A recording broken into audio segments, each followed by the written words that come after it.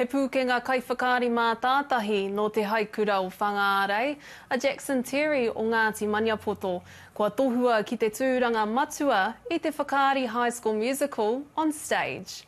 Ka tū tēnei tamaiti, te kaumā tau te pakeke, ki te whare whakaari o Kiri Te Kanawa i tēnei wiki. Ā, ko tōna wawata, kia taunga ia ki te ao whakaari.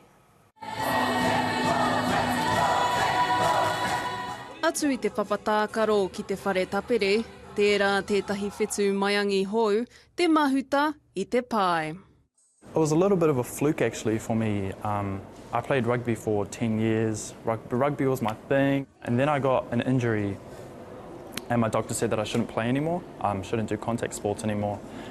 And so Mum came up to me one day when I got home from school. She's like, hey, you should come do this theatre production. And I was like, ha, no way. I didn't know anything about theatre. I did that one show and I never stopped.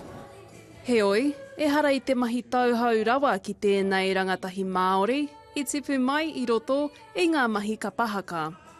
In the respect of being able to express myself, that stuff really helped, and having the confidence to step out in front of people, you know, that experience with kapahaka and everything, all those performances when I was younger, definitely helped me transition. E hara hoki tēnei I te mahi ngāwari mā Terry, nōna I takahi nei I te nuku o te whenua, ki te whakaea I ōna wawata. Incredibly hard-working. I mean, I'm sure he talked about being driven down from Whangārei every time there's a rehearsal when we were talking about casting, and we were like, oh, you know, is it going to be possible for him to be coming down for all these rehearsals? Is that going to be too much of an effort? But we were told, no, he's ready to make that commitment. Neke atu I te rua raunga tamariki no ngā hau e whā o te motu, ka ngahau I runga I te atamira I tēnei wiki. It's very fulfilling knowing that, you know, providing these opportunities to these kids that sometimes they won't get otherwise.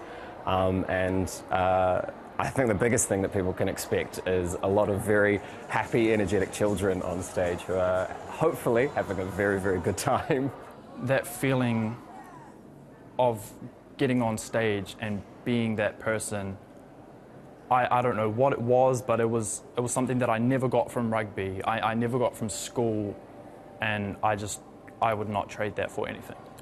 Ka rewa ai te ārai mo te whakaari tuatahi nei hei a pōpō, ā, hei te tau e tū mai nei, hunuku ai a Terry ki te auahi nui, ki te kimi mahi whakaari, I te whare tapere.